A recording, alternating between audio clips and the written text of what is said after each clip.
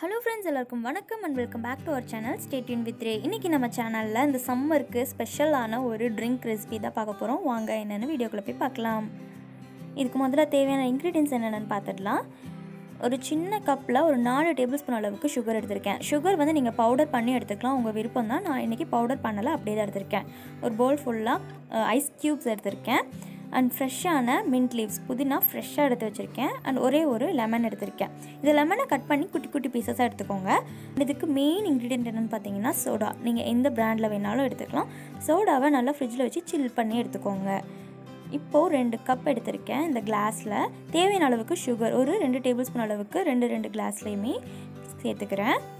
இது கூட ஃப்ரெஷ்ஷான புதினாவை கொஞ்சமாக சேர்த்துக்கிறேன். ஒரு ஸ்பூன் அளவுக்கு புதினா சேர்த்துக்கிறேன் அண்ட் கட் பண்ண லெமன் ஹாஃப் லெமன் வந்து ஆட் பண்ணிக்கிறேன் ஒவ்வொரு இதுலேயுமே. இது எல்லாத்தையுமே இந்த மாதிரி நான் ஒரு விஸ்க் எடுத்திருக்கேன். இதோட பின்பக்கம் நீங்கள் விஸ்க் இல்லைன்னா மத்து இல்லைனா கரண்டி எதுவாக வேணாலும் எடுத்துக்கலாம். இதோட பின்பக்கம் வந்து ஷார்ப்பாக இல்லாமல் இந்த மாதிரி இருக்கிற மாதிரி பார்த்துக்கோங்க. அப்போ தான் இந்த மாதிரி நல்லா நசுக்கி விடும்போது எல்லாமே சேர்ந்து நல்லா ஜூஸ் விடும்.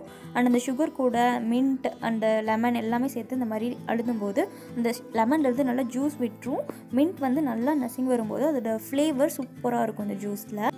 ஸோ சுகர் பார்த்திங்கன்னா இந்த மாதிரி கொஞ்சம் முழுசாக இருக்கிற மாதிரி தான் இருக்கும். உங்களுக்கு தேவைப்பட்டதுன்னா நீங்கள் நல்லா அரைச்சி பவுடர் பண்ணி கூட ஆட் பண்ணிக்கோங்க. இந்த ஸ்டேஜில் நிறைய ஐஸ் க்யூப் சேர்த்துக்கோங்க. இந்த கிளாஸில் 3/4 பங்கு அளவுக்கு நான் ஐஸ் க்யூப் சேர்த்துக்கிறேன்.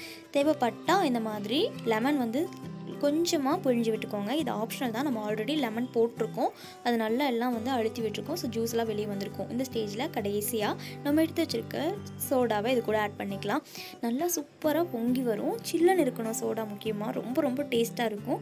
இதை அப்படியே சர்வ் பண்ணும்போது மிக்ஸ் பண்ணி குடிச்சிங்கன்னா அவ்வளோ டேஸ்ட்டாக இருக்கும்.